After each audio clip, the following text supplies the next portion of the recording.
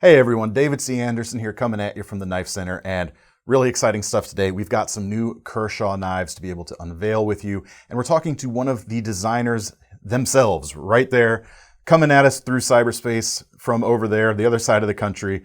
It's the beauty of it. We get to talk to him, quote unquote, face to face about the new stuff. Andrew, how you doing, my friend?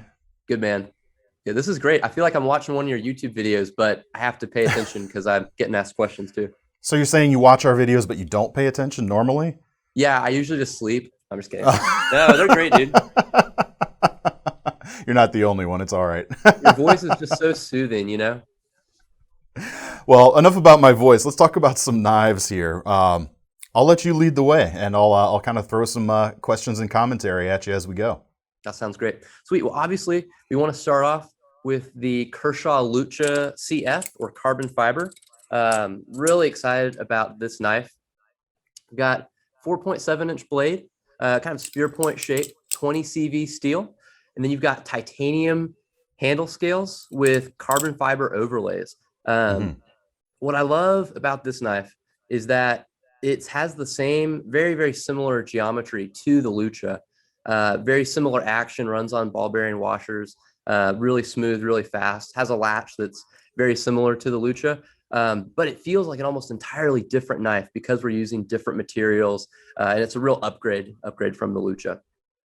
Yeah, I mean the addition of the carbon fiber scales over top of that, it does change the feel, the way your hand actually interfaces with it, but it's still got that same great action. I mean, I'm no expert flipper, and getting to do it while keeping it in frame for Thomas in here is always a challenge as well. For sure. But it runs fantastically. Of course, you change the blade shape just a little bit, and one of the things that I kind of smirk about is I love that you went with the blue and carbon fiber. There have been some other Bally's out there over the years with this configuration that aren't available anymore, but you're giving them something in a similar aesthetic with more premium blade steel for less money than those knives used to go for.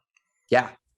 I mean, I don't know. Yeah, we're really excited about it. And I love the color on it too. I think, even more than the aesthetics, I love just the ergos on this knife. I feel like I love the original Lucha for what it does. It's hard to beat that knife. It's so, so good. But the handles are kind of square in nature. They feel kind of square in the hand as you roll it. And that doesn't really get in your way. But I think this one is even better improvement on that because we've run these chamfers along, really shallow chamfers along the carbon fiber overlays so that it really rolls in your hand when you flip it. And it makes the handles feel round. And it's great too. The little slots right there in the overlays give you just enough grip so it's not slippery, but not too much, Yeah, I mean that chamfers is a great point there, and that's the word I was going to use. Roll in your hand. It allows you to kind of make those transitions without that hard stop of the corner a little bit better. Yeah, I love this knife, man. We got a working finish on the blade there, which is basically like a more matte stonewash finish, which I also love, and that goes really well with the CPM 20 CV steel. So yeah, that's the Lucha carbon fiber. That comes in right around $500 MSRP. And for those of you who are a little scared by that number, we're doing some back of the head math right here. We don't have final pricing yet at the time we're shooting this video, but we're expecting it to come in a little bit under $300 for the price you folks are actually going to pay. I love that. Yeah. I love that. Very cool. Yeah, very cool. We're so excited to bring a higher end butterfly knife to our lineup. One of the things that I really love about this release, obviously, it's a smaller release, it's a mid-year release, but Kershaw is all about having something for everyone. And what's great is that we're looking at a butterfly knife, a karambit, 2 midlock knives, 2 hunting knives, and a bottle opener. So we have like representatives from like every corner of the knife industry in this release, and I think that's really special. Yep, and even some fixed blades, so I'm happy. Yeah. I know you like that. Yeah. No. Well, you mentioned. Oh, sorry. Go ahead. No, you're good. I was just going to say I'm excited to hear your thoughts on those. But let's talk about the karambit first. Yeah. You mentioned that. Let's jump into this bad boy. All right. So this guy's a little bit smaller than the butterfly knife. This is the Kershaw Outlier. You've got a 2.5-inch 8CR 13 MOV blade here with a black wash finish. You got black wash steel liners, a glass filled nylon handle scales over that. It is a liner lock knife. You also have, my favorite part about the knife is this steel backspacer. You have that karambit ring in the back that's been very intentionally designed for karambit flipping. I feel like in a lot of ways, karambits kind of have some similarities with butterfly knives in that they're really fun to like fidget with, and there's a lot of different tricks and things you can do with them. And this ring has been very intentionally, specifically designed for some of those tricks that you can do, so you can hold it in different positions. I think the two most important things that I found for a karambit are quick access and a secure grip in different configurations. And this does both of those things. You have a really short draw flipper on the top, and it's assisted, so it opens really quickly. You also have a thumb stud, so you can open it multiple different ways. I love too, we've got a deep carry pocket clip on the back, but that ring is always going to be exposed in your pocket, so you can grab that really quick and get that blade out with the assisted open. I love too, whether you're holding it in like the normal way to hold a knife with your pinky in the ring or in a reverse grip, it's really comfortable. So I think those are my highlights for this. What do you think about it? I think it's cool. I mean, especially, you haven't mentioned the MSRP yet, but I think we're expecting internet street price on this to be somewhere around the $45 mark. I think you guys have a real solid offering right here. You mentioned the tricking or the tricks aspect of your of the ring there. I wasn't even thinking about that, but in the standard karambit grip, your thumb rests really naturally on the back there, on that flattened and jimped portion right there. Yeah. Gives you a little extra traction, a little extra control over the surface. I definitely noticed that as I was holding that. I thought that was really nicely done. And yeah, I think it's a great little size. It's going to come in at a great price point. Yeah, I think this is definitely going to be a winner. Yeah, it's exciting. Also, I want to talk about this hawkbill talon blade shape. Obviously, it's classic for karambits, but it's also super, just as knives go, very functional. It's one of the best, most efficient blades just for cutting through, cord, wood, cardboard, whatever you're using it for. It's going to serve you really well and be really useful for that. So that comes, for sure. That comes in at $72 roughly MSRP. Yeah.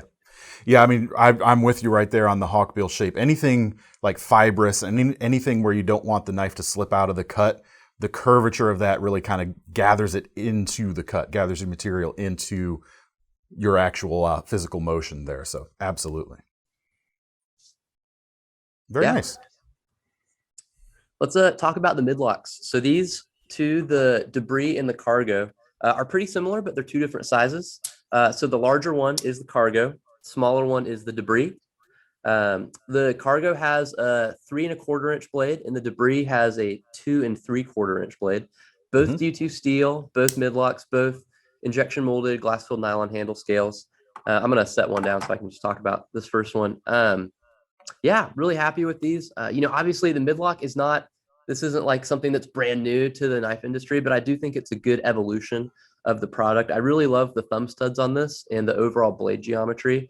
The handles are really comfortable. You have the texture right where you need it, but it's really smooth on the outside, so it gives you a comfortable grip. And for an EDC knife, they're really lightweight and really slim in the pocket. So I think it's a great EDC option. Yeah, definitely going to be easy to carry thanks to that slim nature. I love how thin the blades are here too. I mean, these are going to be wicked little slicers. And it's got a little bit of kind of that blade shape that you guys have been kind of playing around with these last couple of years that at first glance, someone might go, oh, what's that? But man, I love that you kept a very useful blade overall that still looks a little bit different. Like it's instantly identifiable as a Kershaw and instantly identifiable by me, at least, as something very usable. Yeah. Thanks, man. Yeah, I'm really happy with both of these. They're just, for an EDC knife, they're just fantastic. I also, selfishly, I love thumb stud knives. And so any chance I get to work on a project with the thumb stud, I'm really excited. So I really like these and really happy with them. So again, that's the Kershaw cargo and debris. Both of those have D2 blade steel, and they both come in at $72 MSRP. So again, back of the napkin math here, street price somewhere around that $45 mark was what we're expecting. So very nice. Love it. All right. Next up. Yeah. So I'll probably talk a little bit about these, but I would love on these to really I would love to hear more of your thoughts and what you think about them. So I'll start with the Skinner. Be careful what you wish for. All right. I will for sure. I love hearing your thoughts, man. So we've got the first fixed blade we've got here is the Dashuites Skinner. So both of these are fixed blade knives, but they're designed specifically for hunting. And so you'll know, especially when we look at the blade geometry with the grinds on there, really slicey, really good for much more for skinning and caping than they are for like, batoning wood. Right. But honestly, I think these would be great for just your normal camp tasks as well. They'd be great rugged knives for that. Something I love, probably the most favorite thing about these knives is the grip. The handles are incredibly ergonomic. And there's a lot of places where the handles kind of encourage your hand to fall into the grip that you need, whether you are choking up on it or you're getting your finger on the jimping right on the spine to get a little bit more control. There's a lot of configurations of grip on these knives, and the knives really lend themselves well to a comfortable and a secure grip. Yeah, those ergos are great. I mean, you've got a nice swell going on here. Of course, that's the advantage of injection molding things on this type of price point knife as well. You can get that sophistication into the handle shape. Feels phenomenal. I love the little pinch pads here, right at the leading edge, so you can get right in there, fine detail stuff. To middle and thumb while putting your index finger out there sits really naturally on the leading edge of that handle. Very nicely indeed. Yeah, I'm a big fan of that. I also, kind of similar to the midlocks, we've got this texture in the middle. And I feel like when you're carrying, especially when you're working a lot with a knife, you want some texture so it doesn't slip out of your hand, right? But you also don't want texture that's going to give you blisters and stuff like that. And so I feel like same deal here. We've got it really smooth where you need it and really textured where you need it. It has a thermoplastic rubber handle. And so that'll be really nice too. If your hands are wet, dirty, slippery, you're going to be able to keep a good grip on this. They just feel really, really good in the hand. So that's and as far as something that's going to process through meat, especially that thin blade with that full flat grind, and especially on these two samples at least, really thin edges, that's just going to be a dream. Yeah, I'm so excited about that. Both of these are D2 blade steel. And I'm going to pull the caper out so you can take a look at that. Let's take a closer look at that guy. I love that the caper too, honestly, is about the size of an EDC knife, which is really fun as well. I was thinking that. Yeah. So, same deal there. Really good ergos, really secure grip, a lot of different ways to hold it and really control this knife, especially with a caper. That's really important. And you have a really good tip on that too, which is going to help you do a lot of that detailed cutting. Yeah, I really dig that. That was, you mentioned EDC and I interrupted you a little bit there. I'm sorry. But yeah, I kind of had that same thought of, man, this would be a cool little pocket fixed blade. I mean, the sheaths you guys gave them are quite excellent. Not quite conducive for pocket carry necessarily, but that is kind of where my mind went. Check that sheath out there real quick. Really nicely done. But yeah, it's just got a precision to this blade shape that I really appreciate, whether you're caping or whether you're opening boxes or packages. I'm really digging that. Thanks, man. Yeah, I am too. I'm really looking forward to getting one of these myself. If I can talk real quick about the sheaths. We love them too. It's just, injection molded sheath. It's a little bit more rugged. It looks really nice. You've got a drainage hole in there so your knives aren't going to rust in the sheath. They hold it really well, even without the retention strap. They hold it, the handles really well. But we do have that secondary retention strap. Probably my favorite thing about these is that you can there's a strap, like a nylon strap for you to carry if you want to belt carry it. But if you're throwing these in your pack for hunting or your bug out bag or whatever, you may not want that. You may want them to just have a smaller profile. So you can just take those off.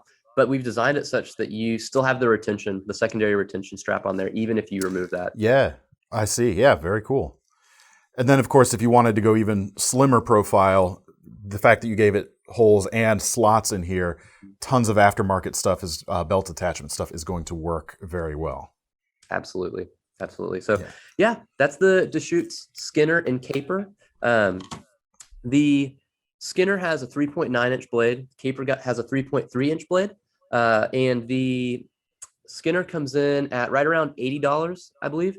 And the Caper comes in at $60. So street price is probably somewhere in the 40 to 50 plus range is what we're at KnifeCenter should be looking at for you folks out there. Very cool. Awesome. And then the last thing, I mean, we barely need to talk about this. It's a bottle opener, right? Like, what do you have to say? But honestly, I've really fallen in love with this guy.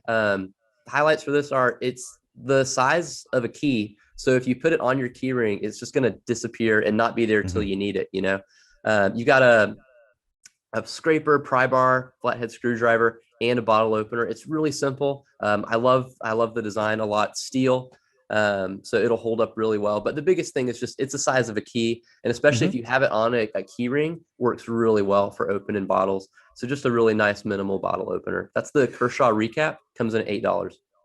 I like the little, striated or milled lines there near the tip. It gives you a little extra potential like grip on that pry bar section. Man, I could see someone. Well, tell me this. What steel is this made out of? It's 3CR13 steel. Okay. It's not 20 but it's an $8 bottle opener. So Well, I'm imagining someone going in and putting an edge on one of these sides. If it's heat treated, right? I could see that happening. Totally. Maybe they give it a little Kydex sheath. It could even be like a little neck chain or a neck knife or something. Oh yeah, dude! If you find one, send that to me. That sounds amazing. Will do. I got a grinder at home. We can make this happen, Thomas. You got to unpack it first. But we have to send the samples back, unfortunately. So, well, very cool. Yeah, that's going to be a really nice little piece, and the size of it really does make it. I mean, we see a lot of like bottle opener pry bar tools out there, but they're not all this compact. So, yeah, very cool. What are your top two from the lineup this year or this release? Top two from this release. Well, I'm excited by the possibilities of that karambit, even though it's not like my thing personally. But I have to say, the larger of the two lockback knives, there's something I really dig about this. It's got, like I said, that distinct blade profile, but it's still useful. It's not at the expense of it being something unique. Yeah. Blade is nice and thin, easy to carry. Yeah, I'm digging that. Solid. Final answer. I love that one too. Very cool. Yeah. What about you, Thomas? What do you think? Well, I have a Bally. Thomas is minimalist. He has a thing. He doesn't want another one. Unless it's an old beat up car that no one else wants. I'll take that. Sorry, well, awesome. None of those this release. Andrew, man, thank you so much for taking the time to show us these. We're really excited by them and really excited to have gotten to talk to you about it. Folks, if you're watching this video, by the time it goes up, we should have things available for pre-order right away. We'll make sure to leave a link in the description so you can go check that out just as soon as you would like. And in the meantime, keep watching here on the channel for as these come in. When they come in stock, we'll go over these again in our New Knives of the Week videos, I am sure. Andrew, thank you so much. Yeah, man. Good to see you. You too.